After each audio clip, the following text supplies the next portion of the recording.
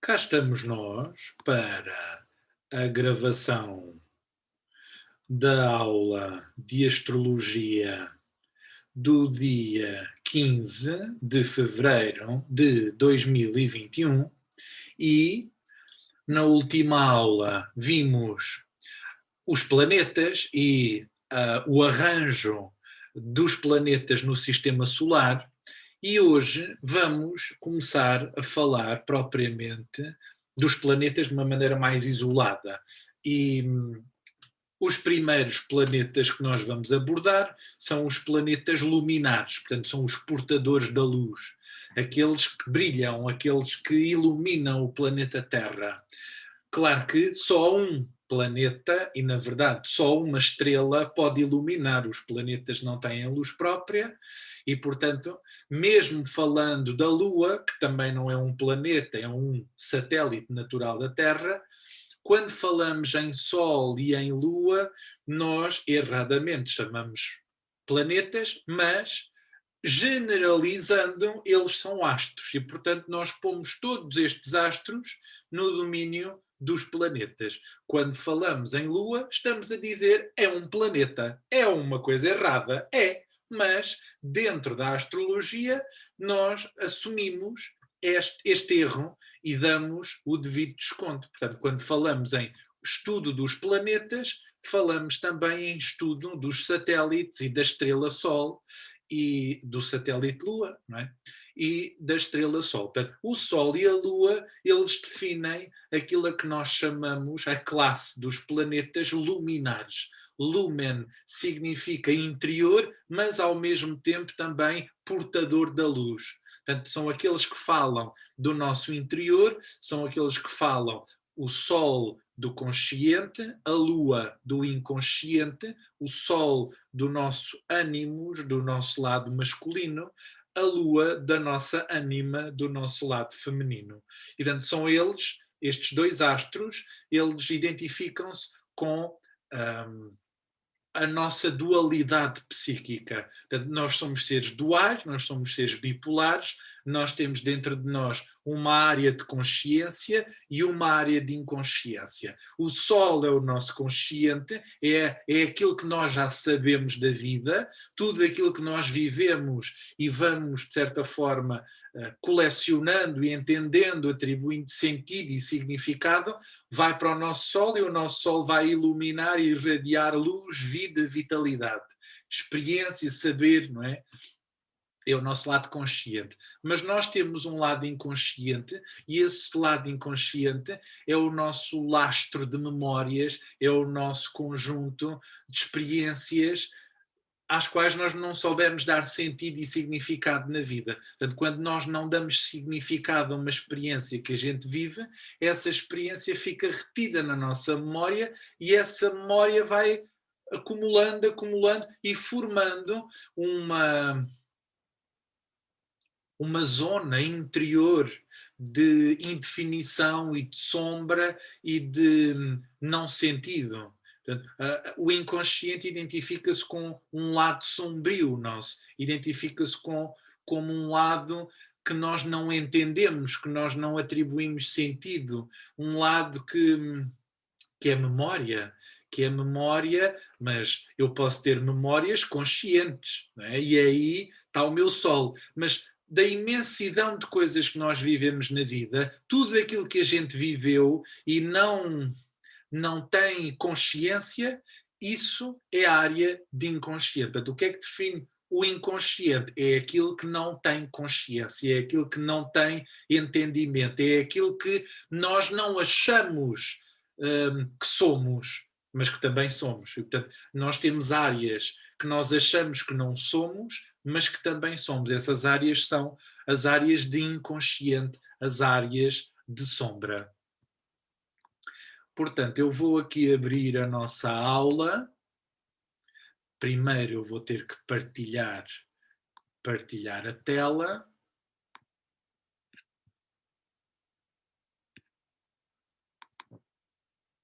Abrir aqui.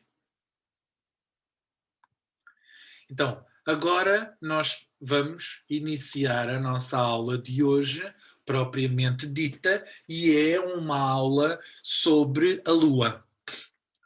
A Lua é o primeiro planeta que nós vamos falar nesta dinâmica de curso de astrologia, não é? Portanto, a Lua é o primeiro astro que nós falamos, que nós abordamos. E porquê? Porquê que não é outro?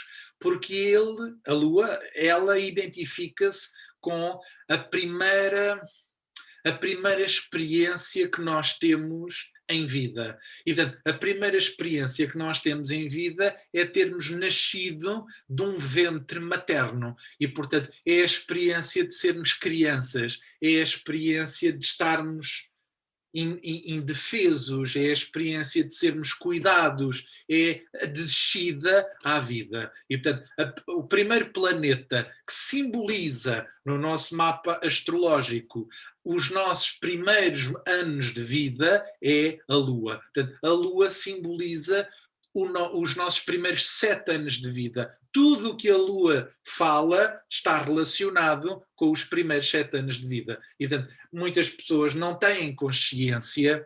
É engraçado como eu às vezes vejo-me nas filmagens e quando olho para mim estou sempre a coçar-me ou estou sempre a mexer em alguma coisa. Bom, isso é uma coisa que eu ainda tenho de corrigir, ou então não tenho que corrigir, mas enfim, eu sou uma pessoa com muitos estímulos e, portanto, mexo-me muito, sou muito irrequieto.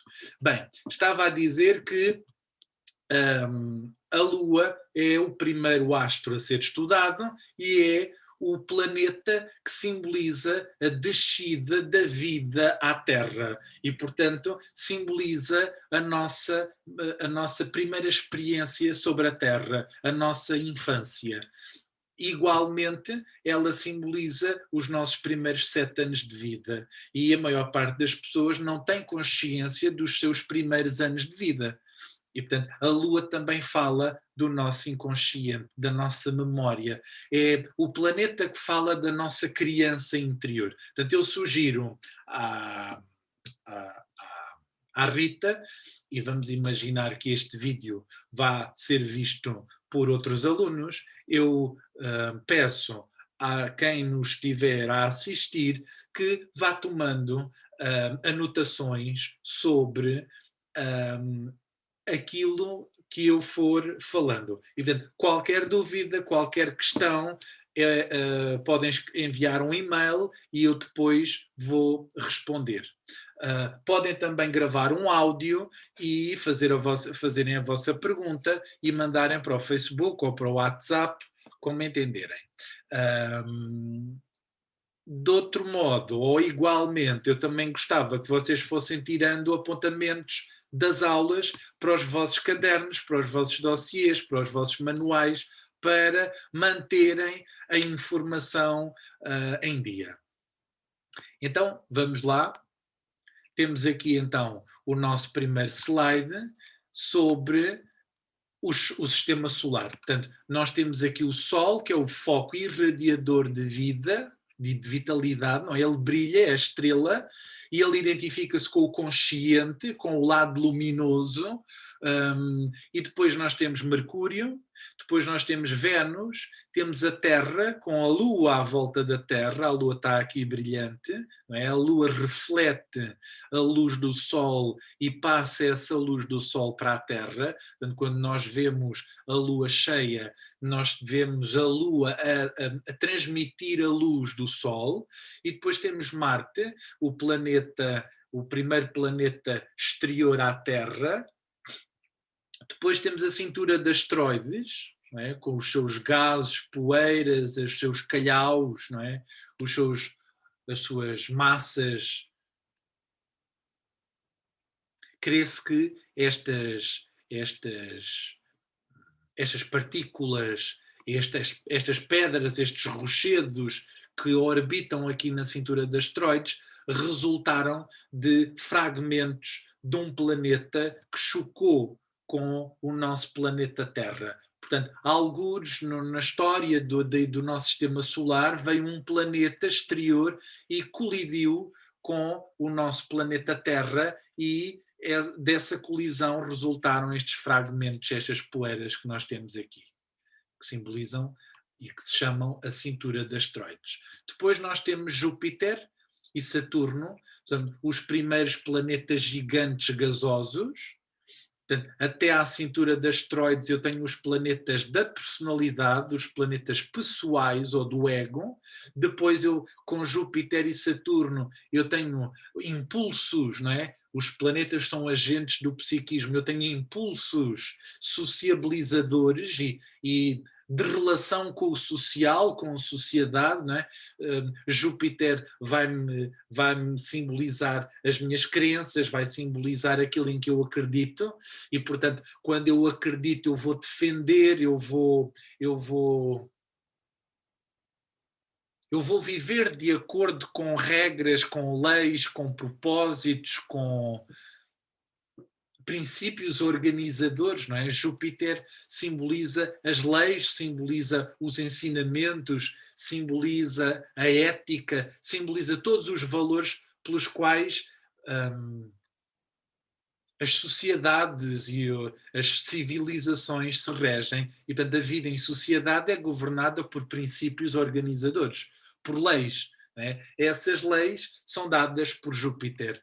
Essas leis, umas são criadas pelo homem, não é? As tais burocracias, as constituições, não é? Tudo isso são os valores humanos e que estão na base das nossas interações e das nossas relações sociais, mas depois nós temos Saturno que simboliza as tais estruturas coletivas, os tais governos, as tais organizações que fazem cumprir esses princípios e essas leis.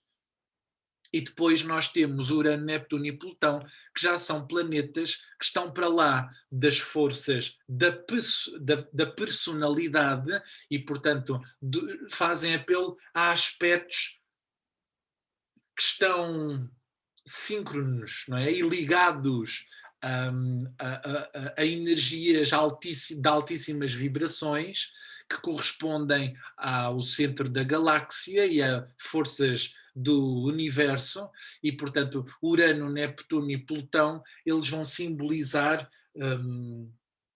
chamamentos em nós para nós nos universalizarmos e nos transformarmos e aderirmos a estados de consciência mais elevados do que aqueles que nascemos. E, portanto, nós nascemos e estes três planetas simbolizam dentro de nós já processos de libertação, união e transformação. Portanto, o Urano é a oitava superior de Mercúrio, o Neptuno é a oitava superior de Vênus e o Plutão é a oitava superior de Marte. Portanto, como nós vimos na última aula, o sistema solar está organizado segundo a lei das oitavas. E, portanto, cada planeta tem uma vibração maior que simboliza a sua oitava superior, que o estimula, que o dinamiza, não é? Nós somos uma alma dentro de uma personalidade. E, portanto, nós somos uma alma a fazer um processo na matéria. E, portanto, eu tenho este corpo, eu tenho esta personalidade, e realmente a palavra persona significa máscara. Eu tenho este veículo, esta aparência, e dentro de mim existe uma alma que vem ao mundo fazer processos e que vem ao mundo experimentar e viver certos desafios. E esses desafios estão simbolizados no nosso mapa astrológico. Vamos então avançar. Isto foi mais ou menos uma síntese da aula anterior. No reino animal, o ser humano é um dos mais indefesos e vulneráveis ao nascer. Portanto, nós nascemos bastante indefesos. Temos aqui a imagem de um bebé, de uma criança que acabou de nascer. Nascemos indefesos, dependentes e sem autonomia. Portanto, estes atributos, estes adjetivos, eles são a base daquilo a que nós identificamos as qualidades como qualidades básicas da Lua. Portanto, a Lua, o planeta, o astro Lua, no nosso mapa natal, vai simbolizar esta qualidade.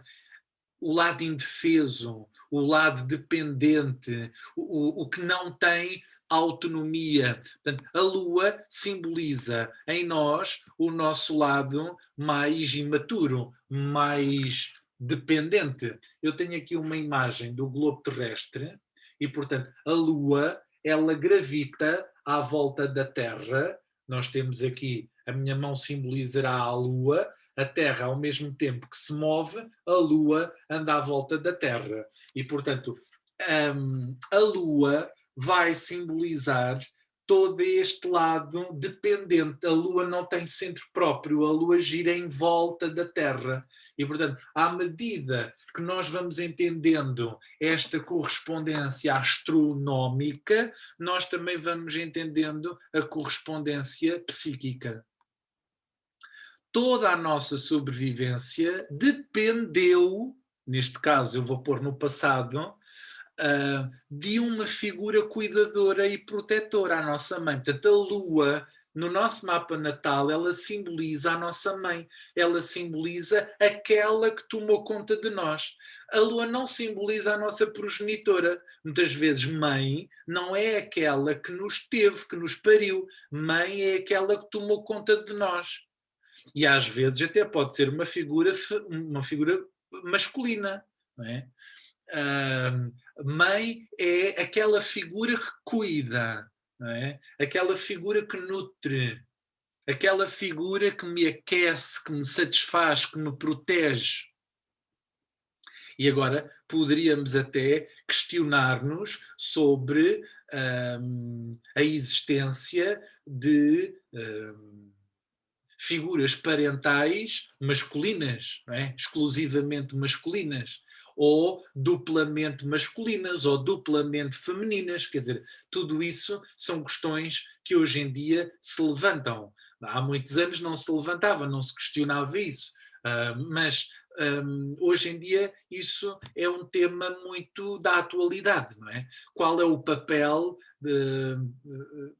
em termos de proteção, em termos de saúde psíquica e de modelo interiorizado, não é? Se a criança for educada por 2 homens ou por 2 mulheres. Portanto, isso é uma questão que é muito interessante de ser estudada e parece-me que já existem várias correntes. Umas defendem que sim, que não há problema nenhum, outras defendem que não, que a criança precisa de um modelo masculino e de um modelo feminino. Do ponto de vista psíquico, nós começamos por nos apegar a um ser, não é? A uma figura. Portanto, aquela que nos carregou no ventre é a primeira ligação, não é? E muitas das vezes a criança pode não se identificar com a mãe, não é? E muitas das vezes a mãe pode não se identificar com a criança. Toda esta ligação, esta reciprocidade é muito importante. Às vezes a mãe está grávida e não se sintoniza, não se liga à criança. Nós dizemos não vincula. A vinculação, ela identifica-se com a lua, não é? A mãe vincular com a criança é a mãe falar com a barriga, falar com a criança, sentir, aquecer, sentir desejo em ter a criança. Algumas mães não têm essa afinidade e esse carinho, esse amor, essa ternura e não há que julgar isso, porque não se aprende na escola a ser mãe e, portanto, não se aprende a educar um filho na escola. E, muitas vezes as mães fazem o que podem, fazem talvez aquilo que também fizeram com elas. extremamente frágil, o bebé humano tem uma infância muito mais longa do que a maioria dos mamíferos. Portanto, vemos aqui o caso de alguns mamíferos que dependem do leite materno e, portanto, de uma figura cuidadora que os alimente. Temos aqui um bezerro que precisa de 4 meses para ser amamentado, para ser cuidado, aquecido, lambido, lavado, estimulado, organizado, quer dizer, há muitas funções psíquicas dentro de nós e dos animais, dos mamíferos, especialmente, que precisam ser ativadas pela presença da mãe, nomeadamente com a língua das mães, não é? Que estimulam funções gástricas, funções digestivas e que ajudam a estimular a vinculação com a criança, com o bebé, com a cria. Neste caso não se chama criança, chama-se cria. E, portanto, o bezerro demora 4 meses até atingir a autonomia e a precisar da mãe e do afeto e do... Não sei se pode se chamar afeto, mas sim, é afeto, a proteção da mãe. Os gatinhos demoram 8 semanas a atingir a sua autonomia. Portanto, até este período, eles, se não tiverem uma figura que cuide deles, eles não são autónomos e, portanto, morrem. Os macaquinhos demoram 27 meses até atingir a autonomia. Portanto, ainda demoram mais tempo do que é mais ou menos. Uma criança, 2 anos, a criança precisa de 2 anos, 2 anos e meio, é mais ou menos o mesmo que um ser humano. Precisa de 27 meses até atingir a sua autonomia. Um canguru vive no marsúpio até aos 8, dos 8 até aos 11 meses. Para sobreviver, o bebé humano precisa ser alimentado, cuidado e apoiado.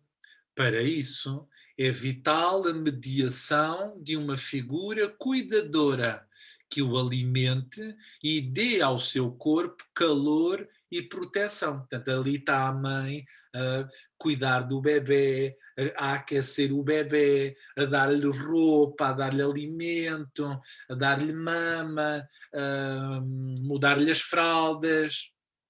Na falta desta proteção, a criança pode morrer ou comprometer seriamente o seu desenvolvimento psicoafetivo. Portanto, é a partir daqui, da ligação que a mãe tem com a criança, que a criança depois vai criar a ligação com a mãe e consigo próprio e com a vida. Reparem a importância disto. A ligação que a mãe tem, a ligação que a mãe tem com a criança é a base para a ligação que a criança vai ter com a mãe e com a ligação que a criança vai ter consigo, com o seu corpo, com as suas necessidades, com os seus ritmos, com a sua fisicalidade, com a sua fisiologia e depois com as relações mais tarde com os outros.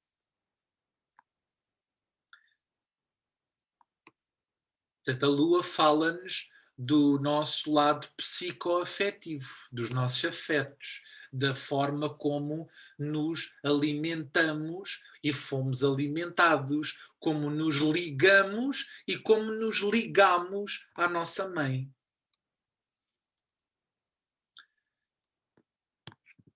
É à mãe que cabe o papel de cuidar, permitindo ao recém-nascido sobreviver e ver as suas necessidades atendidas. Essa mãe é apreendida e interiorizada através das percepções olfativas, auditivas, gustativas e táteis. tornando-se uma representação na memória de sensações do bebê. Portanto, o bebê liga-se à mãe, liga-se à figura cuidadora por todos os sentidos. Pelo nariz, pelos ouvidos, pela boca, pelo tato, pelo psicoafetivo, portanto, até podemos dizer pela aura, não é? Para lá de um sentido fisiológico, e falta aqui uma muito importante, a componente visual, não é? Portanto, faltam aqui os sentidos dos olhos, não é? A visão. A visão é muito importante para a vinculação. A mãe precisa olhar o filho nos olhos. Uma mãe que está a amamentar um filho, ela precisa olhar o filho nos olhos. E tanto que muitas crianças, quando não são olhadas nos olhos, quando a mãe não as encara nos olhos, não as vê, né? Não lhes vê a alma, elas tornam-se autistas, elas evitam o olhar, elas evitam o contacto visual, e tendem também depois a ter problemas de visão. Reparem como a maior parte de nós usa óculos e como a maior parte das pessoas tem problemas visuais. Porquê? Porque tiveram problemas da mãe lhes atribuir o olhar. É a qualidade do olhar, não é tanto o só olhar. É solicitar o olhar da criança e acordá-la pelo olhar. Ou seja, uma criança é humanizada, é tornada um ser humano porque é vista por outro ser humano. Portanto, que as mães, quando falam com os bebés, se falarem sempre com aquelas expressões muito infantiloides, ai, filhinho, coitadinho, o brinquedinho, a papinha, o carrinho, a mãozinha, o dedinho, quer dizer, se falarem o tempo inteiro, os anos inteiros da criança, sempre no diminutivo, sempre no retardamento psicológico, quer dizer, isso retarda o desenvolvimento da fala, retarda o desenvolvimento psicoafetivo da criança. Quer dizer, nós precisamos ter um diálogo com a criança adequado à idade que ela tem, mas também precisamos estimular nela competências, não é? Psicoafetivas e intelectuais, mais tarde. Essas memórias são sentidas no corpo do bebê como alguém que apazigua as suas necessidades e as suas dores. Portanto, o bebê nasce completamente desregulado, o bebê nasce agressivo, o bebê nasce bicho. Portanto, as crianças nascem bichos, selvagens. Umas são bichos mais mansinhos, outras são bichos mais selvagens, não é? Há crianças muito irrequietas, com muita raiva, com muita revolta, com muita ira, com muita energia, e que não dormem, não comem e muito irascíveis. E isso tudo é o papel da mãe, é aquietar, é apaziguar, é regular todos esses humores, todos esses ânimos, todas essas emoções. E, portanto, o papel da mãe é acalmar, aquietar, proteger, apaziguar, prestar maternidade. Não é? Quer dizer, é proteger, é alimentar, é cuidar. E é estimular também, mais tarde, independência. Mas agora ainda estamos na fase muito infantil.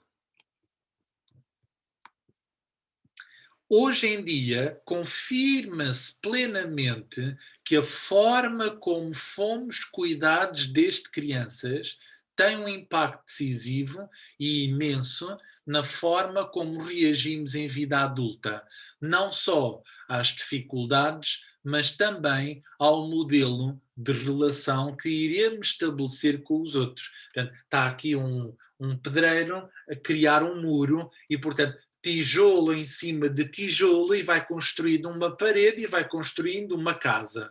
A questão é que os primeiros tijolos da nossa personalidade estão relacionados com a nossa infância. E, portanto, a lua são os primeiros tijolos da nossa personalidade.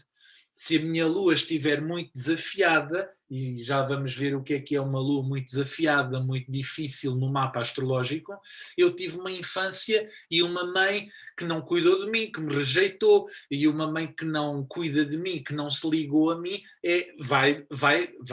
vai originar um ser humano muito emocionalmente muito imaturo, vai gerar um ser humano com muitas inseguranças, vai gerar um ser humano com muita incapacidade de se regular e vai gerar um ser humano com muita dificuldade em confiar nos outros, em estabelecer relações de intimidade com os outros. E, portanto, a Lua é muito importante, é um astro muito importante na análise de um mapa astrológico. Em astrologia, os signos são necessidades psicológicas. Portanto, como nós já temos estado a ver, os signos são necessidades psicológicas. As casas são áreas de vida e os planetas são funções ou agentes, personagens, que ativam e permitem satisfazer essas necessidades. Portanto, o que nós temos aqui é uma mandala, não é? Vazia, sem planetas, e temos aqui, verde água, o signo do caranguejo, que é o signo que a Lua rege. E, portanto, quando eu digo um planeta rege um signo, eu estou a dizer que aquele planeta satisfaz a necessidade daquele signo.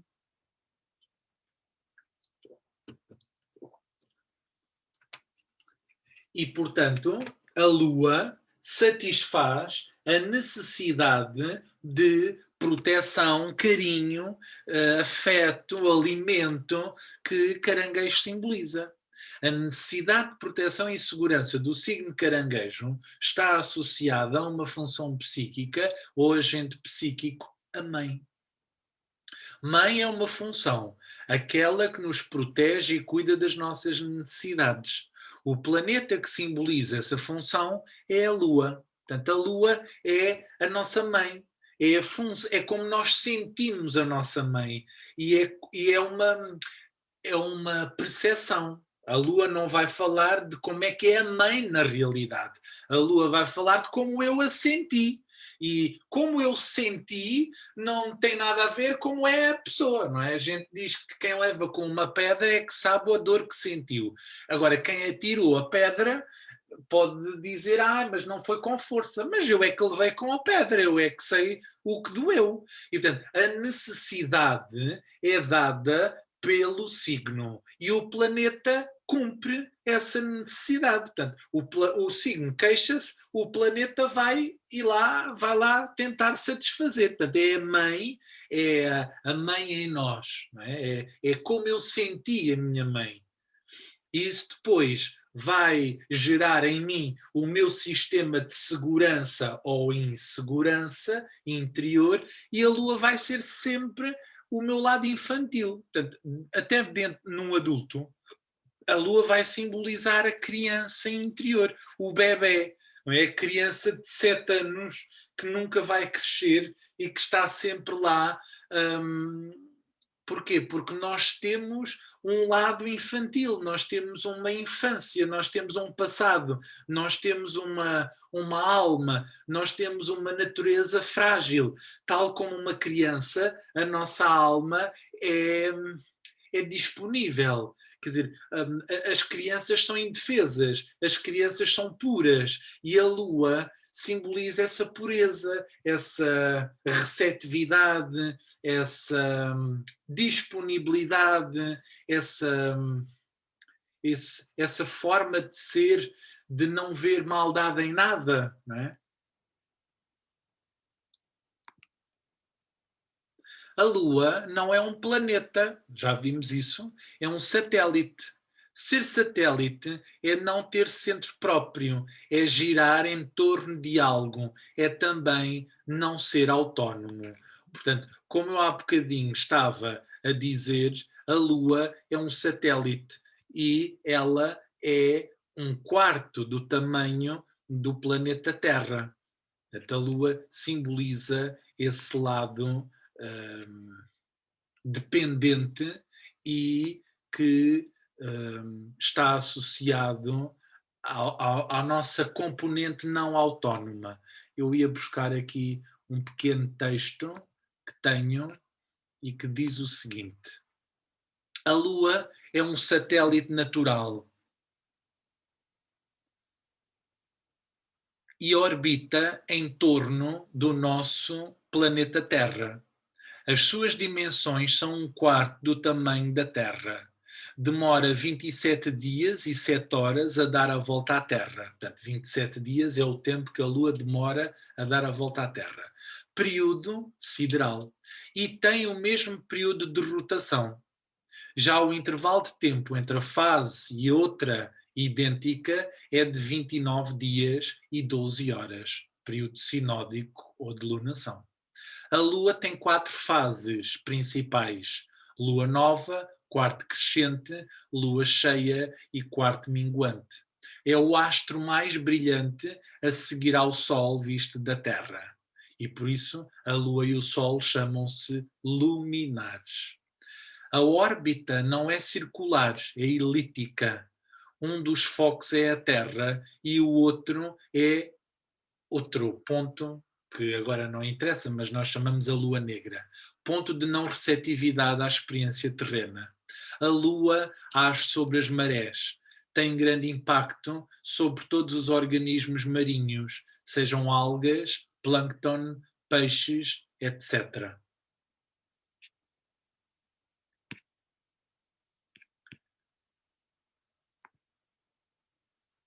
Retomando aqui.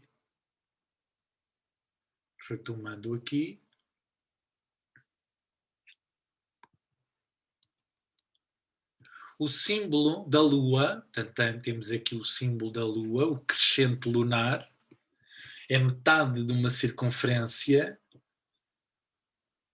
O símbolo do crescente lunar é um dos símbolos mais antigos representados pelos babilónicos, o berço da civilização. Portanto, a Babilónia, os babilónios foram a primeira civilização sobre o planeta Terra.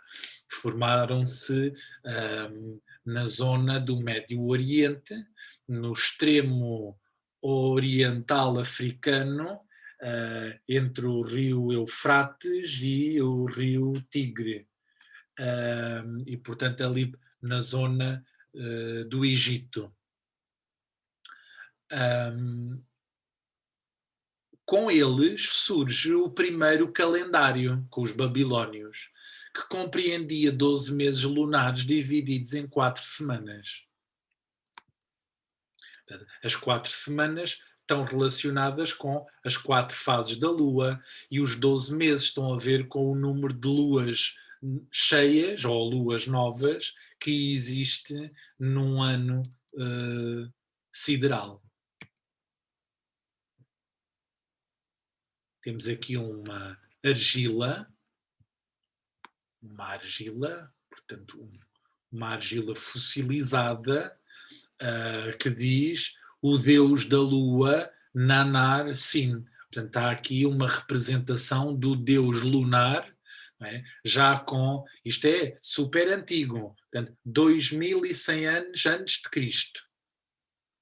Ou mais, eu acho que isto tem mais, isto deve ter uns 3.000 ou 4.000 anos. Mas pronto, aqui dataram esta tábua, esta rocha.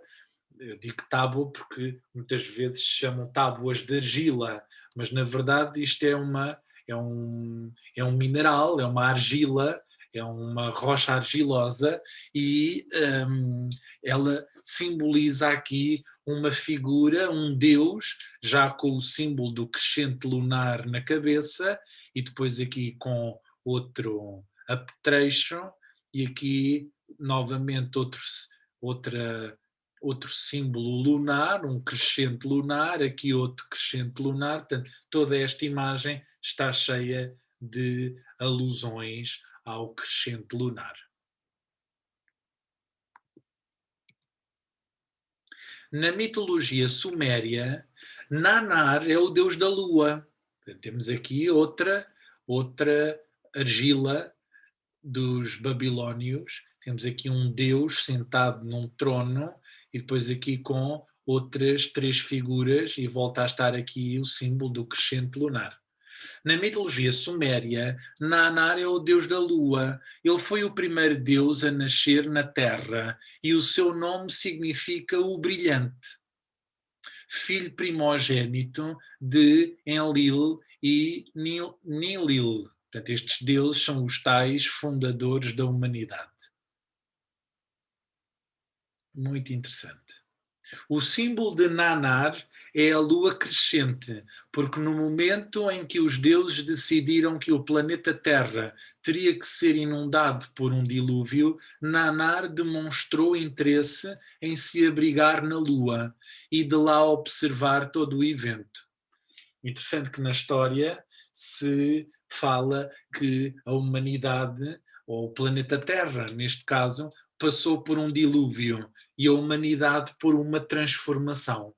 E, portanto, aqui temos os tais deuses do início que estiveram relacionados com esse dilúvio. Portanto, a certa altura chegou-se à conclusão que o planeta Terra precisava de ser lavado de alguma coisa que não estava em ordem e muita coisa foi destruída, salvaram-se algumas espécies, e daí que vem a tal alusão à Arca de Noé, não é? O Noé recolheu um elemento de cada espécie, masculino e feminino, e com sua família recolheram-se numa arca porque o planeta Terra havia de ser inundado.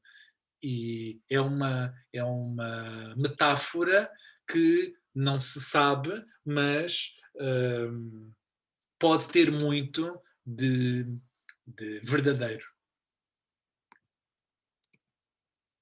Nanar foi um dos deuses mais importantes na mitologia suméria. Segundo a história, foi o sucessor de Enlil na frente de comando do povo hebreu, na época de Moisés, e foi o responsável pela fundação do islamismo, religião onde se impunha o culto a um só Deus, ou Alá. Este Deus era o Deus da lua. Que engraçado. Portanto, o Islão cultiva o Deus da lua. E, portanto, a primeira religião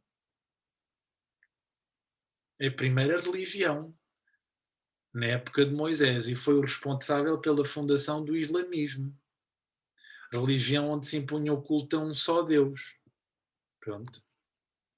Temos aqui a tal imagem. O símbolo dominante no Islão é o crescente lunar. Islão significa aslama, ou seja, submissão a Alá. Então aqui as imagens do topo das mesquitas. E lá está a estrela e a lua. A estrela de 5 pontas, uma consciência lunar, ou Deus da lua. Muito interessante. Aqui temos um conjunto de bandeiras, todas elas vão buscar os símbolos lunares. Alguns exemplos de bandeiras onde o Islão e o crescente lunar se fazem notar. Portanto, umas têm Afeganistão, Algéria, Azerbaijão, Comores, Jordânia, Líbia, Malásia, Maldivas, Mauritânia, Marrocos. Portanto, todas estas bandeiras estão associadas com o Islão e com o crescente lunar. Paquistão, Palestina, e com as cores, não é? Com as cores Palestina, a República Árabe, Síria, Tunísia, Turquia, Turquemenistão, Uzbequistão. Portanto, estes países, estas bandeiras, eles depois vão ser a base de culturas e de formas de viver, não é? Vão moldar as civilizações. No Egito, a lua é personificada por uma deusa, Ísis, a deusa da maternidade e da fertilidade. Portanto, muito interessante como nós estamos a ver aqui a origem destes deuses e destas mitologias e destas forças que estão na base da nossa civilização e da nossa humanidade e da nossa história.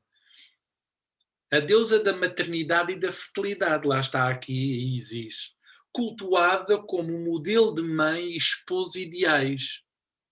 Até ela está aqui com umas asas protetoras, não é? Como erguidas para o alto.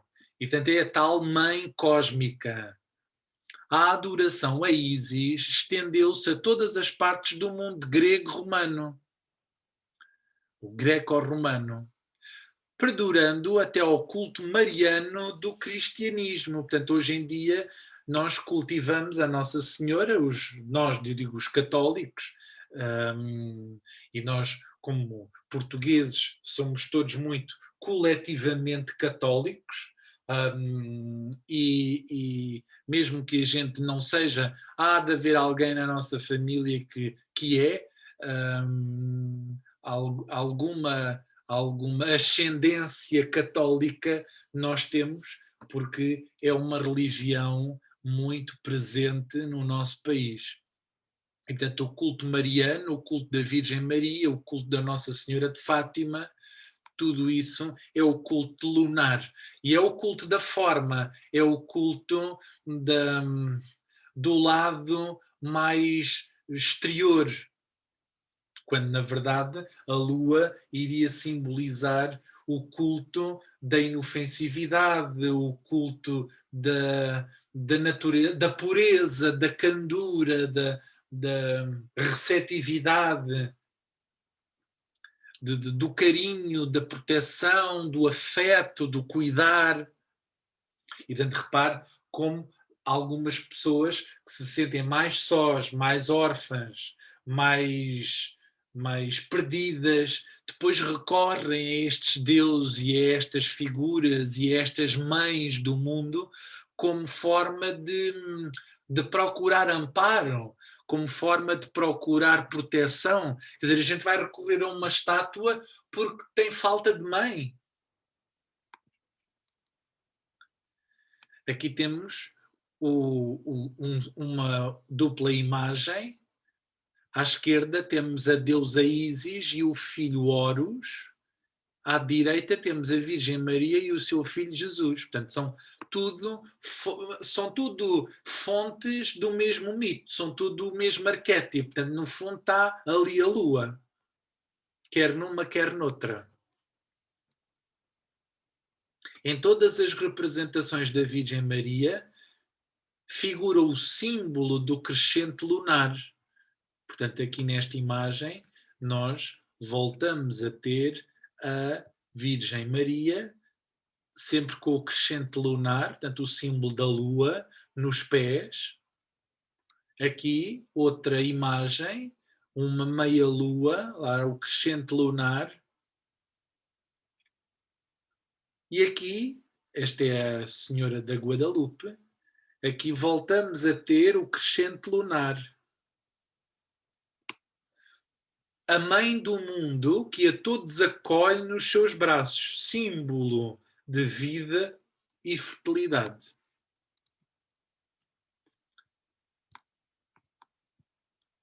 A vida no planeta Terra, tal como existe, não seria possível sem a Lua. 71% da superfície do planeta Terra é composta por água. Portanto, temos aqui a Lua, temos o planeta Terra e a Lua atua nas marés. Portanto, a Lua puxa a água para um lado, ela afasta-se dos polos da Terra e vai para as extremidades. Portanto, ela move-se dos polos para a zona do Equador. E, portanto, aqui vamos ter os tais movimentos de água. Portanto, esta ação da gravidade da Lua sobre a Terra, esta ação de gravidade, faz com que as águas se mexam no nosso planeta. Portanto, a Lua vai para um lado, mexe as águas e depois as águas tentam equilibrar esta atração. E, portanto, fazendo as marés cheias e as marés vazias. Os dois astros interagem gravitacionalmente. Uma dessas manifestações são as marés, mas também o interior da Terra é afetado pela Lua, gerando calor e vulcanismo. Portanto, a Lua também atua em termos interiores. O interior da nossa Terra tem um interior líquido. É lava, não é? Tem um interior rochoso e líquido.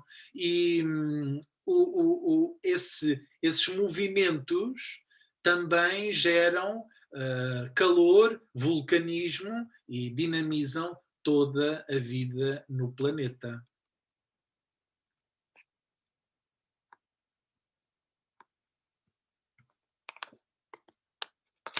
Vou pôr aqui o computador a carregar. O fenómeno da maré cheia e da maré baixa é de grande importância para alagar os leitos marítimos e, com isso, fornecer alimento e nutrientes a várias espécies, inclusive ao próprio solo. Outro fenómeno importante são as marés vivas e as marés mortas, onde a relação entre o Sol, a Lua e a Terra são combinadas. As marés vivas dão-se nas luas cheias e luas novas, enquanto que as marés mortas dão-se nos quartos crescente e minguante. Quer dizer, um pescador, uma pessoa que dependa da pesca, uma pessoa que precisa ir à minhoca, uma pessoa que precisa ir apanhar isco ou bivalves, quer dizer, um pescador, uma pessoa que esteja relacionada com o mar, até mesmo um surfista, tem que entender estes ritmos. Quer dizer, eu para pescar eu tenho que saber se a maré está cheia ou está vazia. E eu para apanhar ondas tenho que saber a lua, tenho que saber a fase em que está a lua e como é que isso dinamiza as marés. Claro que as tais marés vivas, quando os surfistas sabem que existem ali marés vivas, aquilo é ótimo, quer dizer, dá para surfar, dá para fazer campeonatos, dá para fazer mota d'água, dá para fazer competições. Agora, numa maré morta, não dá para fazer surf. E, portanto, aí é para não levar a prancha para o mar. E quem diz isto diz muitas outras coisas, quer dizer, nós somos feitos de água, 70 e tal % de água, e esta água também se move, não é? A seiva nas plantas também se move, e tudo o que é líquido sofre a influência da Lua. Portanto, a Lua tem um poder enorme. Eu pus, de propósito, aqui um caranguejo, coitadinho, falta-lhe aqui 2 patinhas, porque andou à luta, certamente, mas está aqui um animal que ora está em água, ora está em terra, e não pode ficar muito tempo em nenhum dos dois. Portanto, ele está ali sempre num leito de maré cheia, maré vazia. E é a partir daí, dessa flutuação, não é? A Lua é a nossa natureza flutuante, e é a partir dessas flutuações que depois se gera a vida no nosso planeta. O plâncton depende completamente das marés, depende completamente destas flutuações. e sem plâncton os peixes não se alimentam. E sem peixes a vida no planeta Terra é completamente impossível. Portanto, as algas, o plâncton, os peixes são essenciais à vida no planeta tal como nós a conhecemos. Agora, temos aqui o Sol, a Terra no meio e temos aqui as 4 fases da Lua. Portanto, quando a Lua está no meio da Terra e do Sol, está no meio dos 2 astros, portanto, nós estamos aqui na Terra, vemos a Lua e atrás está o Sol. Portanto, muitas vezes aqui até se formam eclipses de Sol. Portanto, a Lua tapa o Sol. Visto da Terra, a Lua põe-se à frente do Sol. Mas aqui temos que Lua nova. Portanto, nas luas novas, a Lua não se vê. A Lua não se vê. E vê-se, de noite não se vê, mas vê-se de dia. E, portanto, de dia a gente vê a Lua. De noite não há Lua no céu. Depois da Lua nova, nós temos um quarto crescente.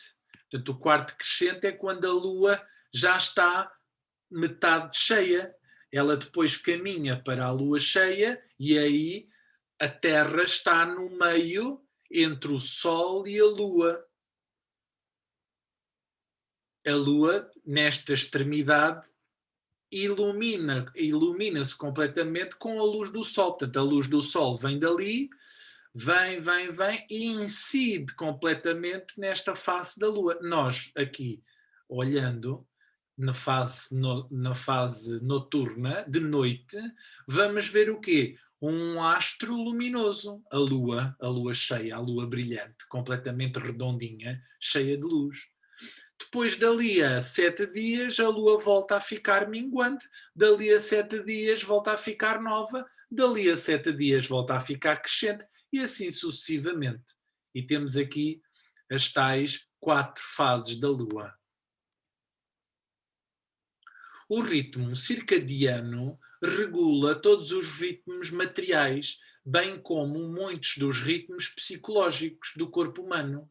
O sono, a renovação celular, o humor, a digestão, a temperatura do organismo e a reprodução de hormonas são tudo influências desta exposição solar e desta regulação de escuridão, sol, lua, dia, noite.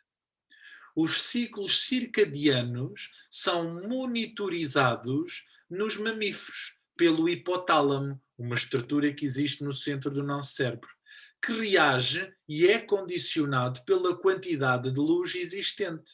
Portanto, nós, quando vemos luz, o nosso corpo produz substâncias, nomeadamente cortisol, adrenalina e outras tantas hormonas que nos fazem ter energia e estar despertos. Quando a luz começa a baixar, os nossos olhos, como são sensíveis à luz, quando começa a haver escuridão, nós começamos a produzir uma hormona chamada melatonina e essa hormona em nós dá sono e faz-nos ter vontade de dormir. Começamos a bocejar, começamos a ter vontade de ir descansar.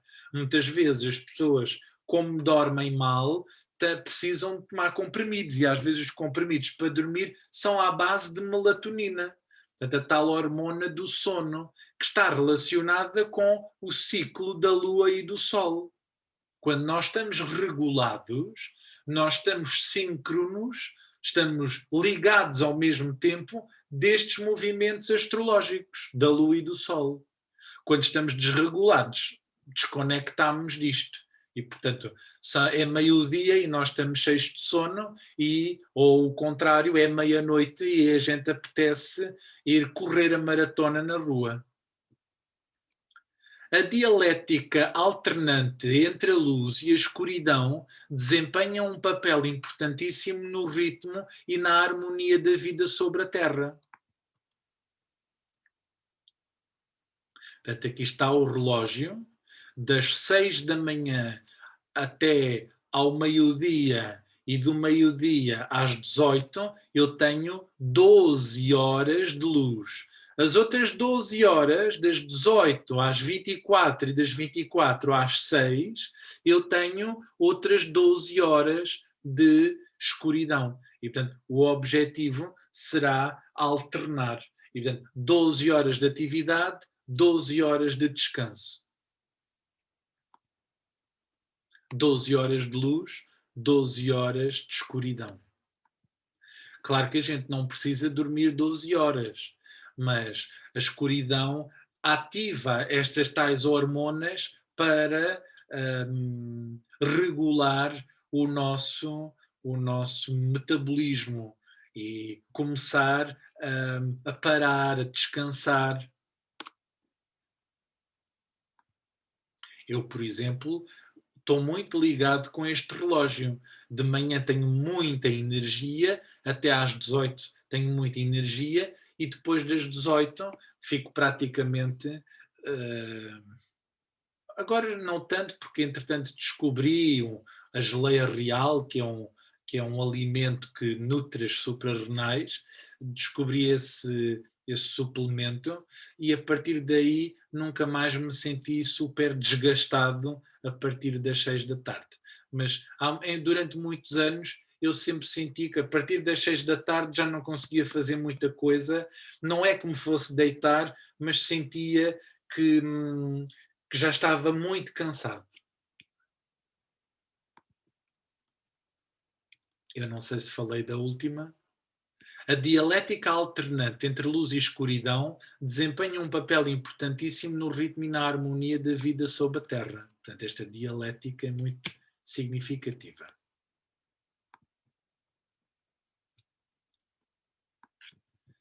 Aqui temos as duas circunferências. Em termos psíquicos, o Sol e a Lua são opostos e complementares. A Lua, temos aqui a Lua, aqui é o Sol. Eles, visto da Terra, têm praticamente o mesmo tamanho. A circunferência do Sol e a circunferência da Lua têm praticamente o mesmo tamanho, visto da Terra. A Lua está muito, muito mais perto do que o Sol. A Lua é feminina, materna, noturna e receptiva, enquanto o Sol é masculino, paterno, diurno e ativo. Portanto, no mapa natal, no mapa astrológico, a Lua vai simbolizar a mãe e o Sol vai simbolizar o pai, o nosso pai. No mapa astrológico, a Lua revela o que ficou afetivizado nos primeiros anos de vida. Portanto, a Lua revela aquilo que nós... aquilo que a nossa mãe deu mais atenção, ou aquilo que nós sentimos que foi mais gratificante para a nossa mãe. E, portanto, é o que ficou afetivizado. Portanto, eu sinto que houve afeto naquele tema.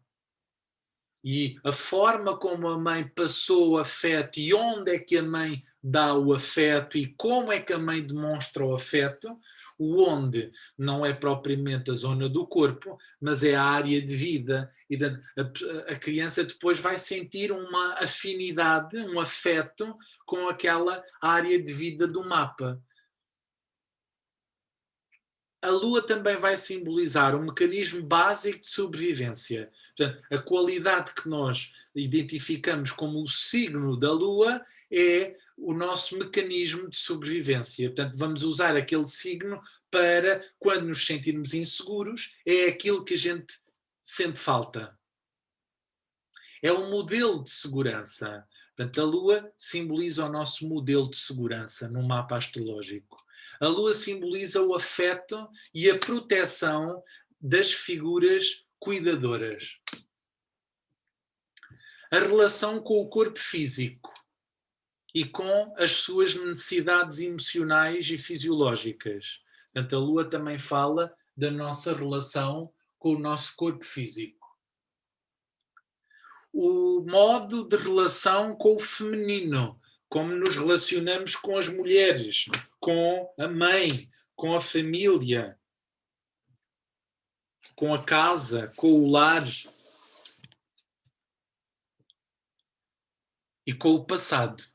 O tipo de sensibilidade inerente ao nosso caráter. Aqui temos um exemplo de um mapa astrológico e está aqui uma lua na casa 7, em Sagitário, a fazer quadraturas. É uma lua que só faz maus aspectos e, portanto, só faz linhas vermelhas. Os aspectos vão simbolizar se os planetas se sentem harmonizados ou satisfeitos ou muito afetados no mapa natal. Portanto, isto é um exemplo de uma lua muito afetada, de alguém que não sentiu, não se sentiu cuidado e afetivizado e protegido pela sua mãe. A Lua é essencialmente um planeta receptivo e passivo associado aos padrões que herdamos inconscientemente no nosso ambiente familiar. Isto acontece porque a segurança é uma das necessidades mais fortes e básicas do ser humano. A primeira grande necessidade que o ser humano tem é de segurança. Ser seguro e de alimento, que lá está. Quando nós estamos muito inseguros, o que é que nos apetece fazer? Comer. Eu, neste caso, estou a beber. E comer regula, não é? Comer ajuda-nos a confortar, não é? O comer é conforto. Isto acontece porque a segurança é uma das necessidades mais fortes e básicas do ser humano. O posicionamento da Lua no mapa indica a área de vida onde a necessidade de segurança é sentida de maneira mais intensa. Portanto, a casa astrológica onde eu tenho a Lua é onde eu sinto necessidade de segurança. É sentida de maneira mais intensa. Portanto, aí. É aí, se eu tenho na casa 1, se eu tenho na casa 2, se eu tenho na casa 3, se eu tenho na casa 4, onde eu tenho a Lua, eu tenho necessidade de encontrar segurança ali. Portanto, há uma fome, há uma carência, há um vazio.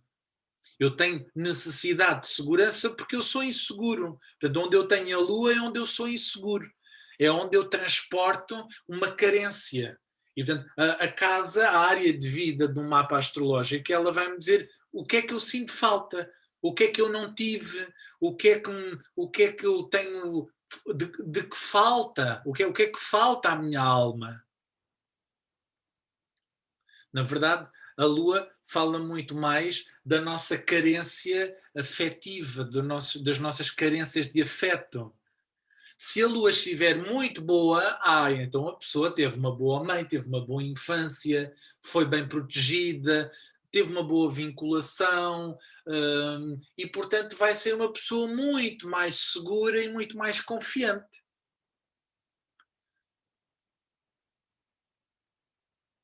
O elemento da Lua, não é? Onde a Lua está no mapa natal, mostra qual é o elemento onde eu procuro segurança. Se for em fogo, eu procuro segurança na ação. Se for terra, eu procuro segurança nas posses. Se for na água, eu procuro segurança nos afetos. Se for no ar, eu procuro segurança nas relações e na intelectualização e na explicação. Perdão, na explicação e no entendimento.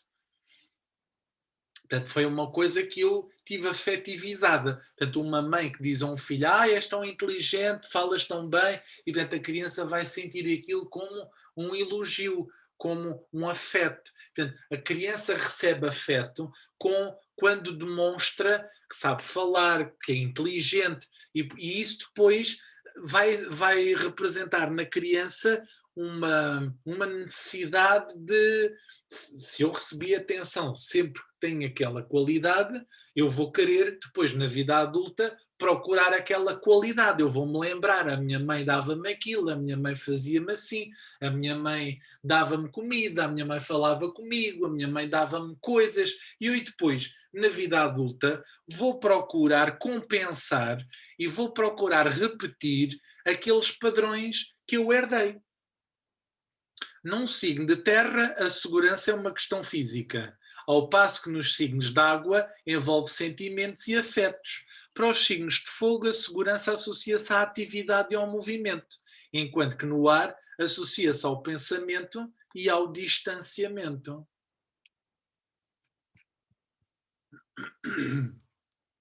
Portanto, aqui está uma mãe com um bebê na barriga. A entrada na vida faz-se por um ventre materno que nos acolhe até ao momento do nascimento. A relação estabelecida com a progenitora é simbiótica.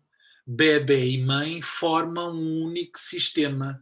Portanto, a mãe alimenta o filho e o filho nem pede nada. Portanto, ela está ligada pelo cordão umbilical, não é? O cordão umbilical faz as trocas de oxigênio, de alimentação e dá as células e dá os nutrientes todos necessários para a formação do bebê. E, portanto, esta relação simbiótica em que a criança, todas as necessidades da criança são nutridas e são alimentadas sem ela pedir, sem ela demonstrar carência de nada, e, portanto, é um paraíso. Eu não pago impostos, eu tenho comida e bebida de graça, é quentinho, estou envolto em líquido, eu tenho a minha temperatura regulada. Portanto, ali, em princípio, eu estou no paraíso. E, portanto, a mãe dá-me tudo, a vida dá-me tudo, eu não tenho que fazer nada. Xuxo no dedo e pronto, e mesmo, de resto, não tenho que fazer nada no ventre materno. Portanto, aqui temos a lua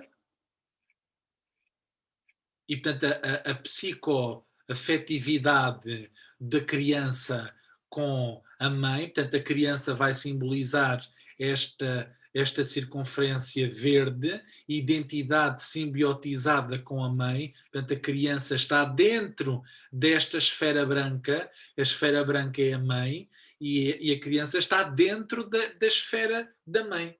Mais tarde, há de aparecer uma figura que vem pedir atenção igualmente à criança. Muitas vezes esta figura é o pai, e o pai surge para permitir à criança desligar-se de uma maneira segura e tranquila desta mútua dependência da mãe com o filho. Portanto, o filho nasce preso e agarrado psiquicamente com a mãe e depois tem que partilhar a atenção com o pai. Lá está, os pais às vezes sentem que as crianças choram muito quando os têm no colo, quando as têm no colo, e a mãe depois pede-lhes logo para devolverem a criança, porque não toleram a tal sensação de desconforto que a criança sente.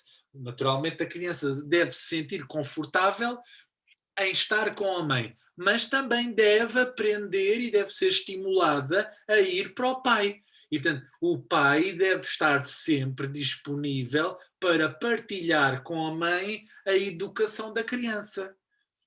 Hoje em dia, isto cada vez mais é um facto. Antigamente, não. Antigamente, as crianças eram muito mais entregues à mãe, e o pai era assim uma figura que aparecia de vez em quando. Hoje em dia, os pais já são muito mais presentes e isto ocorre de uma maneira muito mais precoce. Portanto, a figura exterior à relação simbiótica é dada pelo pai, simboliza o mundo exterior. Portanto, a lua vai simbolizar a mãe e o mundo interior. Aqui temos a lua nos vários signos e nas várias casas. Portanto, a lua vai reger o signo de Caranguejo ela vai ter o detrimento e, portanto, vai ter a sua fraqueza. Se ela é forte no caranguejo, no signo oposto ela é fraca. Portanto, já é um sinal, já é uma posição para a lua ser fraca. Uma lua em Capricórnio já vai ser uma lua bastante desafiada. Agora, a melhor das luas é uma lua em Caranguejo, claro está. A melhor das mães é a lua em Caranguejo. Claro que depois ainda existe outro signo onde a lua se vai sentir muito bem, a exaltação. Portanto, a exaltação simboliza, isto são nomes técnicos da astrologia, regência, detrimento, exaltação e queda, são 4 signos que mostram 4 pontos de força e de fraqueza de qualquer planeta. Neste caso estamos a falar da Lua, a regência, detrimento, exaltação e queda da Lua são estas.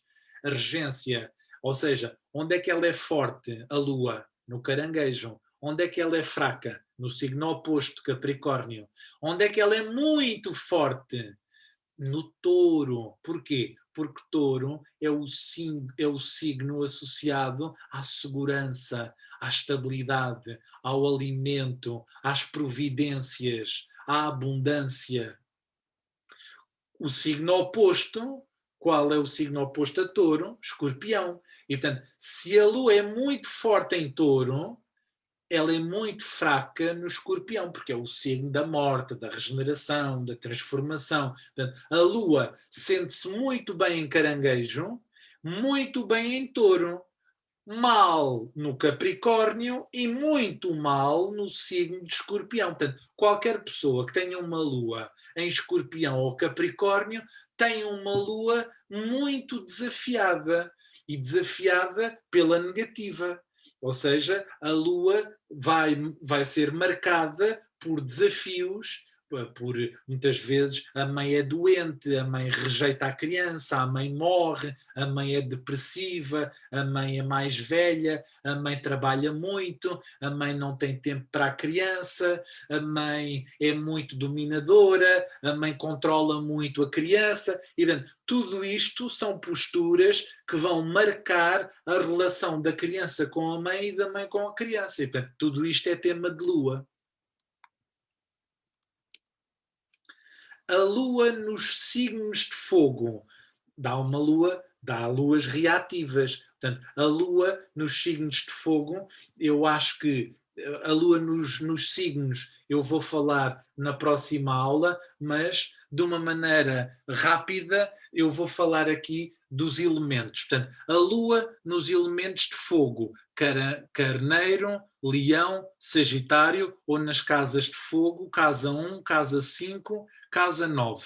A segurança está relacionada com o agir e com o começar. Portanto, o afeto é sinónimo de agressão. Recusam a passividade, são hiperativas. Veem a mãe como uma figura mandona e agressiva que decide pelo bebê. São viciados em luta, atacam ao menor estímulo. Portanto, são luas aguerridas, são luas reativas. Uma lua em fogo é uma lua que, quanto mais insegura está, mais a pessoa age, mais a pessoa faz, mais a pessoa se atira para a frente. Uma lua em carneiro, a insegurança dela é em termos... de resto, todas as luas em fogo têm carências de afirmação, têm carências de identidade, têm carências de resposta de fogo, ou seja, o fogo é o elemento identitário, é o elemento ativo, é o elemento criativo. Portanto, uma lua em carneiro é uma lua que não sabe o que fazer, é uma lua que não sabe quem é uma lua que não sabe por onde começar e, portanto, é reativa, porque as luas em fogo são muito reativas e reagem por um mecanismo de proteção. Elas são frágeis, elas simbolizam a fragilidade. Mas uma lua em fogo, quanto mais frágil está, mais ataca. E, portanto, as pessoas com luas em fogo podem ser mais brutas, mais agressivas, mais inquietas, mais aparentemente podem esconder mais a sua fragilidade. Portanto, à partida, elas não mostram facilmente os sentimentos frágeis. Elas mostram facilmente a força, a alegria. Portanto, uma lua, por exemplo, uma lua em Sagitário, quando está mal, o que é que vai fazer? Vai rir. É uma lua que não sabe lidar com tristeza e, portanto, ri, ou viaja, ou vai correr, ou distancia-se, não é? Distancia-se da emoção. Uma lua em Leão é uma lua insegura da sua identidade. É uma pessoa que não sabe da sua criatividade, é um vazio de criatividade. Eu depois vou falar disto melhor. O que necessito para me sentir seguro? Portanto, sem a segurança do signo lunar, a pessoa sente-se insegura, angustiada e com medo. A lua simboliza o nosso padrão de segurança, aquilo que nos faz sentir seguros. Este padrão não é consciente e é regressivo. A lua simboliza aquilo que eu preciso para me dar segurança. Portanto, uma lua em Carneiro, para se sentir segura, precisa de quê? Dominar, ser a primeira, precisa tomar iniciativas, precisa de estar sempre a fazer coisas. A pessoa se sente segura quando está sempre a fazer coisas, sempre a agir, sempre a começar. Uma lua em Leão sente-se segura quando o quê? Uma lua em Leão sente-se segura quando tem atenção.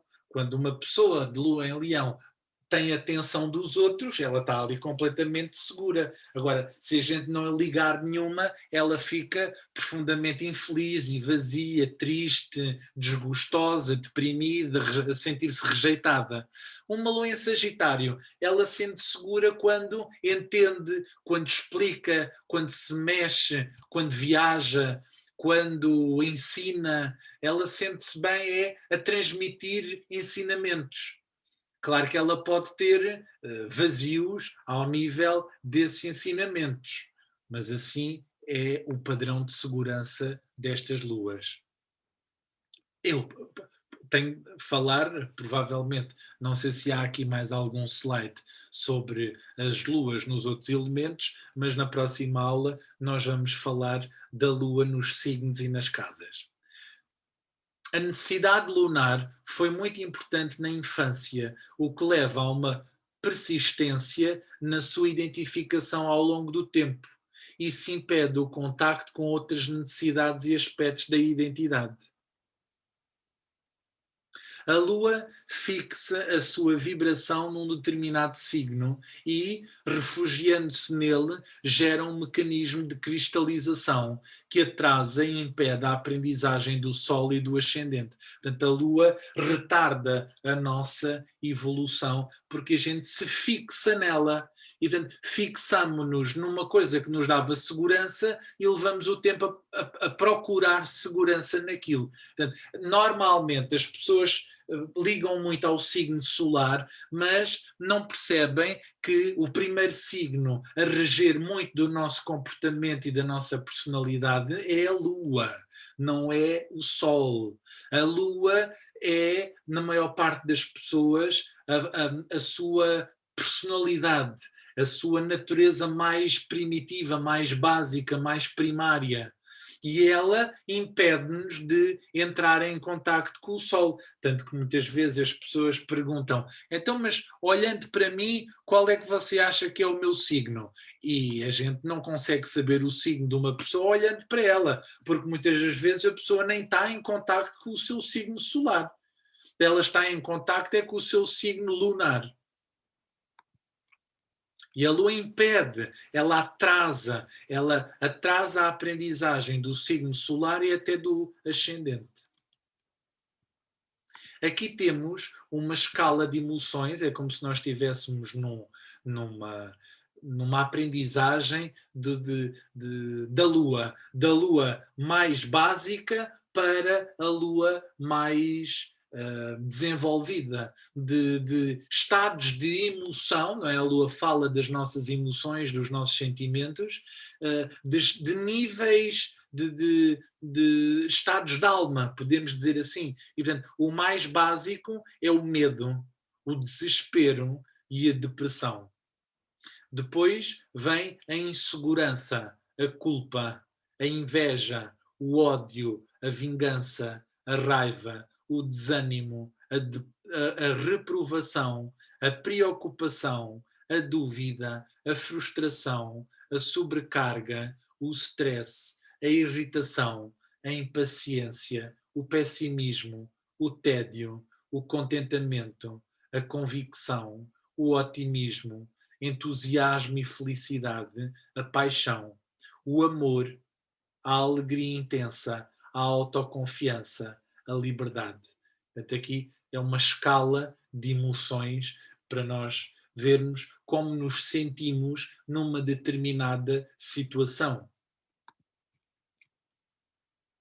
O homem chegou à Lua no dia 20 de julho de 1969. Temos aqui o Neil Armstrong, o Michael Collins e o Edwin Aldrin.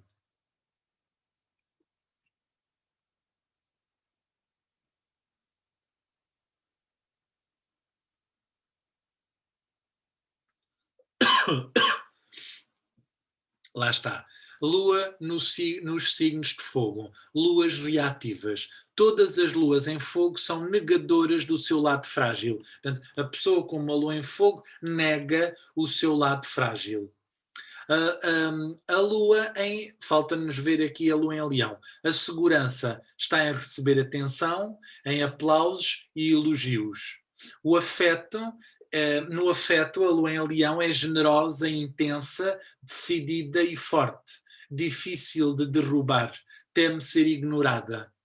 A mãe é uma rainha egoísta, tratada como uma princesa, narcisismo primário que conduz a poucos laços. Portanto, a criança com a lua em leão é tratada como uma princesa. A mãe é muito vaidosa, a mãe é muito intensa, a mãe trata a criança como uma princesa e isto deixa na criança um narcisismo primário, ou seja, faz com que a pessoa viva sempre pendurada na atenção dos outros. Ou seja, o signo de leão é o signo da necessidade de atenção, é da necessidade de olhem para mim, olhem para mim, olhem para mim. E a pessoa leva ao tempo, olhem para mim. É a lua que nós vamos ver nos artistas, nas pessoas que pisam palcos e por aí. A lua em Sagitário é uma lua que busca segurança no riso, na alegria, na liberdade. E até é uma pessoa emocionalmente alegre, livre e contente. É um mecanismo evitante. Ela evita emoções de tristeza e de medo e de depressão. As luas em Sagitário normalmente nunca estão mal. Elas estão sempre no ir. Elas estão sempre no viajar. Elas estão sempre numa busca de coisas novas. É como se a pessoa não conseguisse estar parada, não conseguisse ficar no que sente. E, portanto, tenta sempre contrariar.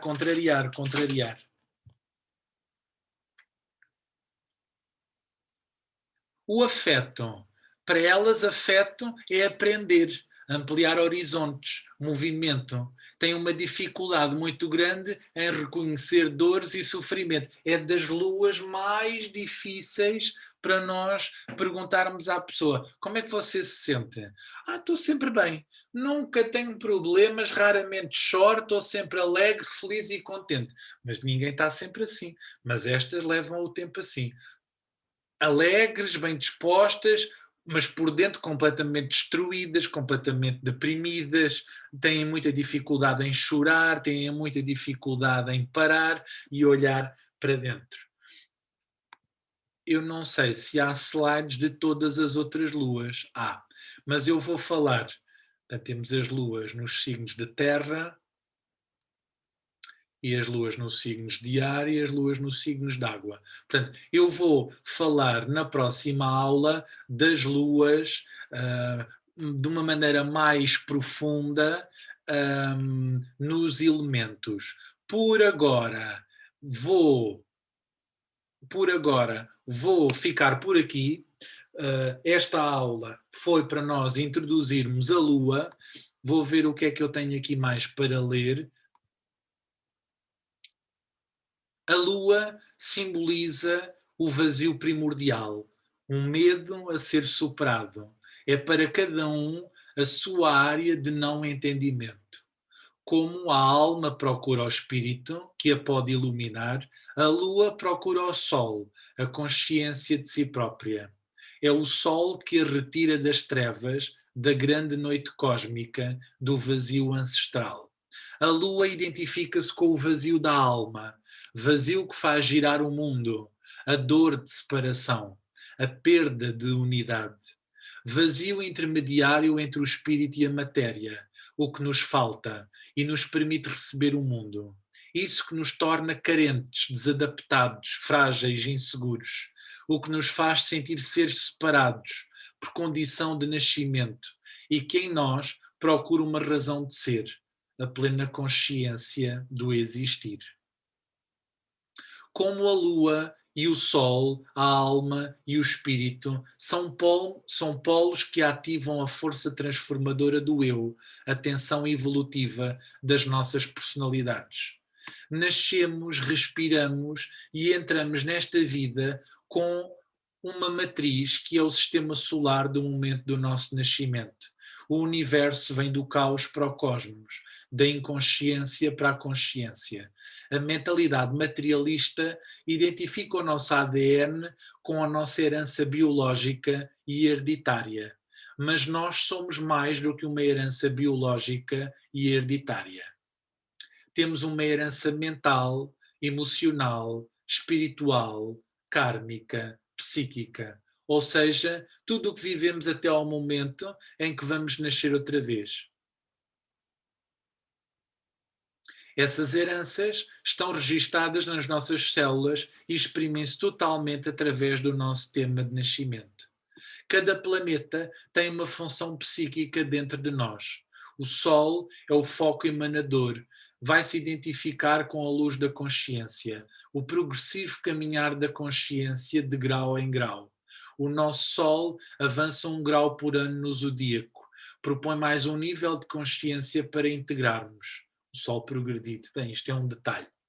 O projeto do universo no que toca ao ser humano identifica-se com a progressiva expansão da consciência.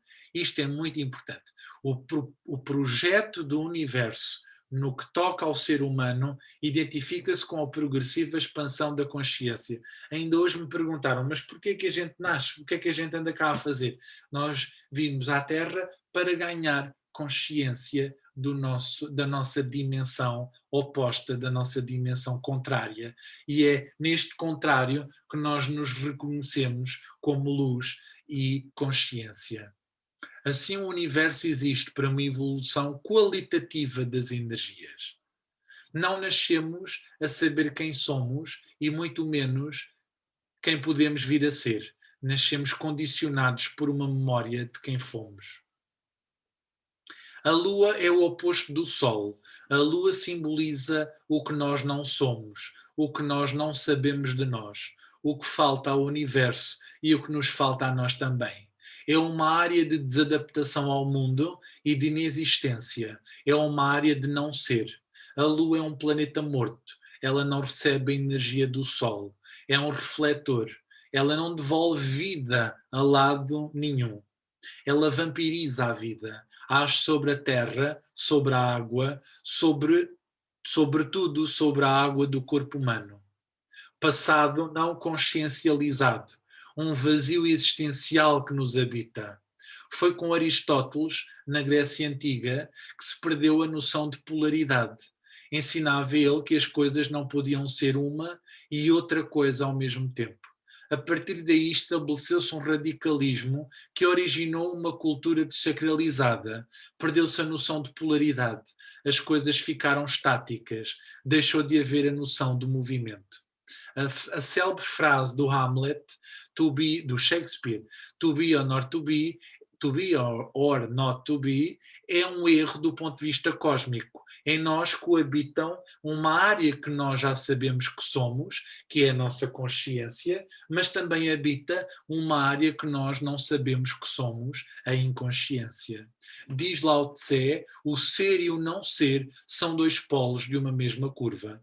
Quando integrarmos as partes, nós integramos a totalidade da vida.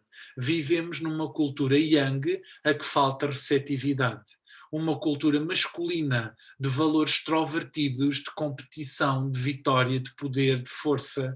Há uma lacuna enorme de valores femininos, o silêncio, a interiorização. É uma sociedade a que falta uma polaridade.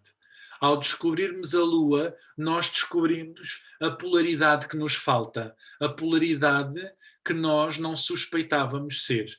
Quando soubermos lidar bem com a nossa Lua e com o nosso Sol, então estaremos inteiros e unificados.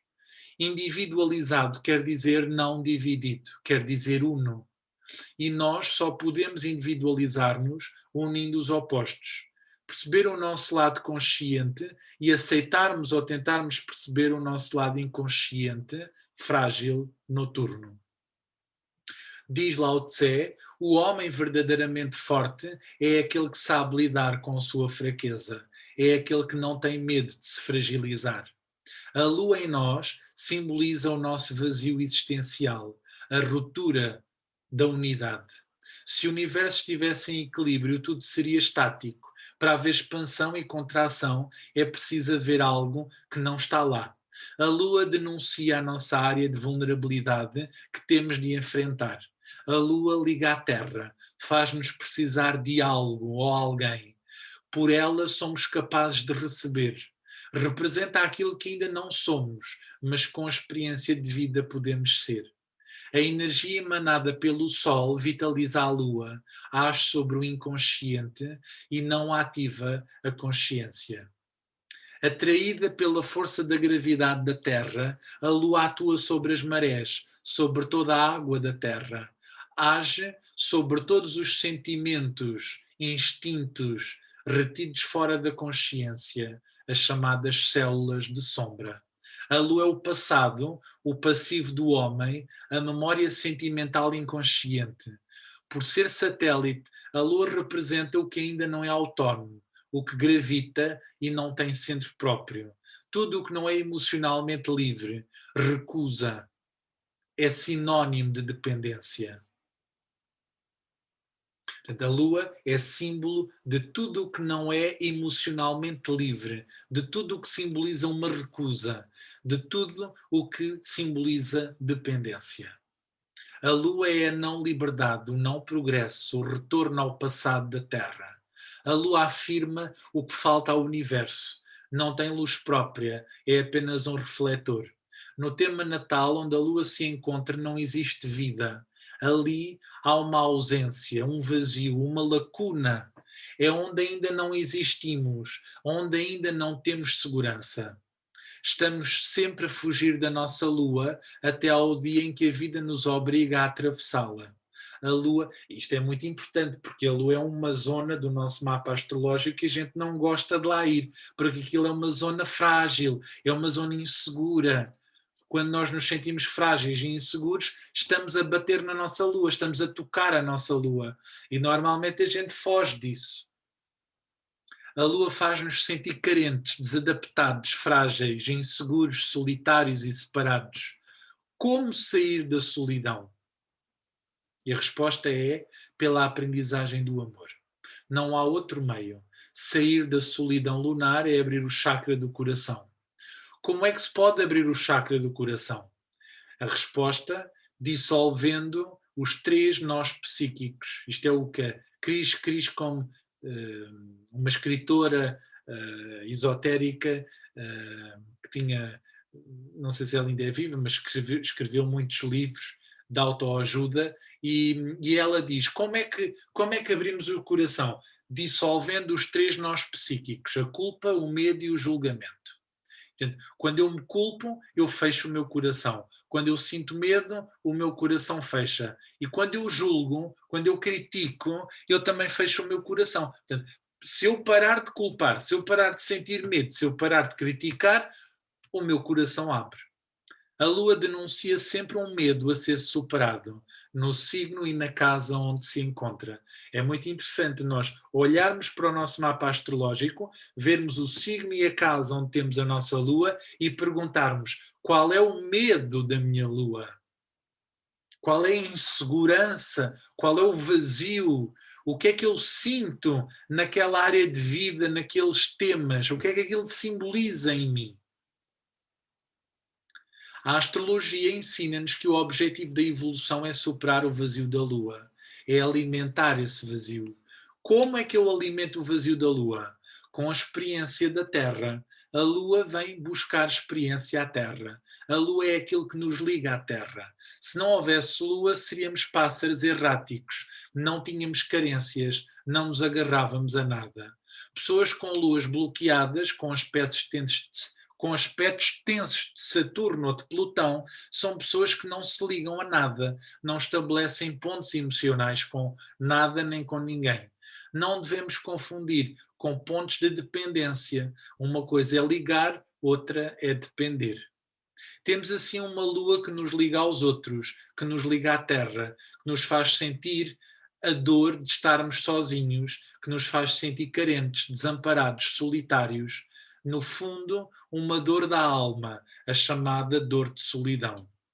A alma é isso que em nós traz a memória de unidade, de ter estado ligada à vida maior. Conta-se que houve uma quebra, uma divisão, e a alma está, neste momento, aqui e agora, confinada a um corpo solitário que julga esse corpo que está separado de tudo e de todos. Daí ser doloroso para a alma essa falta, essa quebra, essa separação e essa ignorância. Para isso, a alma desperta em nós a necessidade de amar. Sempre que procuramos o amor, nós podemos sair da solidão. E é isso a intenção da nossa alma. Só que o nosso ego, a nossa personalidade, vai julgar que amar o outro é ficar preso a ele, vampirizando para que ele nos reponha o acréscimo de vida que nos faz falta, através da sua energia. E isso é igualmente uma ilusão, pois ninguém pode ser cúmplice, ninguém pode resolver ou preencher a nossa lua. Ninguém preenche o nosso vazio.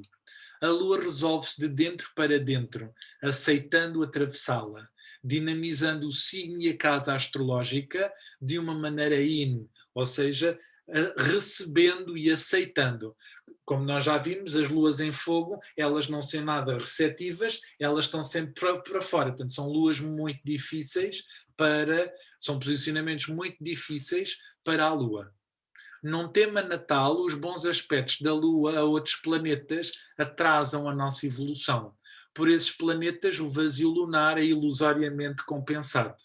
Portanto, os planetas a que a Lua faz trígonos e sextis são as tais linhas verdes e azuis do nosso mapa natal. É por ali que a gente tenta compensar o nosso vazio. Planetas em aspecto tenso à Lua são planetas demasiado extrovertidos, cuja função ainda não nasce da paz interior.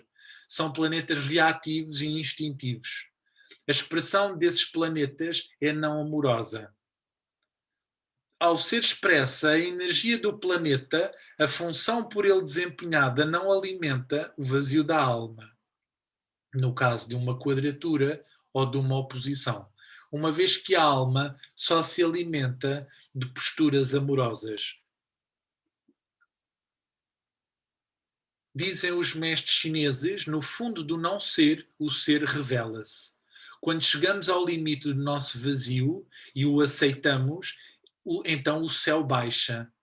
Isso é uma experiência de casa 12, é uma experiência de preenchimento.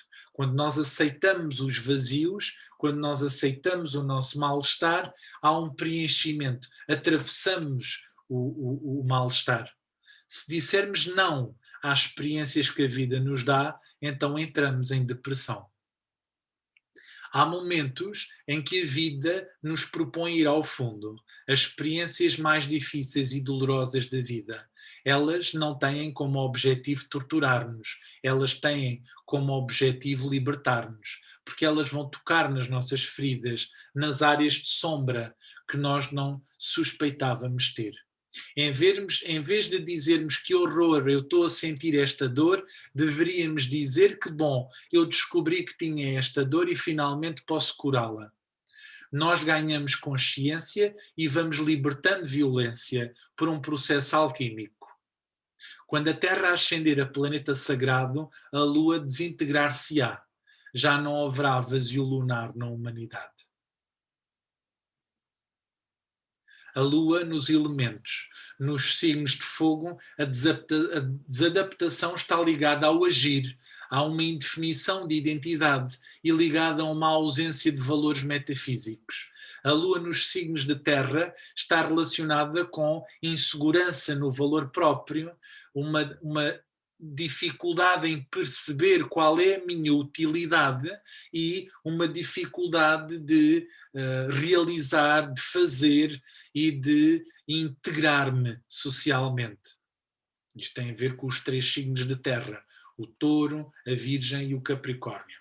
Já as luas nos signos de ar, no elemento ar, a insegurança está ligada à comunicação, gêmeos, e às relações, balança, e às trocas grupais, às relações grupais e às dinâmicas grupais, aquário. As luas nos signos de água, a insegurança está relacionada com a infância, com a família, com a vida interior, caranguejo. E quanto à satisfação dos seus desejos mais profundos, escorpião. E, por último, à sua desadaptação emocional, que vem de sentimentos contraditórios, peixe. Portanto, uma lua em peixe é uma lua insegura porque está ali a gerir emoções contraditórias e, portanto, a insegurança dela vem de uma hipersensibilidade a tudo e a todos e de uma certa desorganização interior que ela precisa aceitar que tem e organizar-se, de certa forma, também. A pessoa, ao aceitar a sua desorganização, ela pode começar a organizar-se. Pronto, na próxima aula vamos ver as luas nas casas e nos signos e, portanto, eu vou fechar aqui os meus textos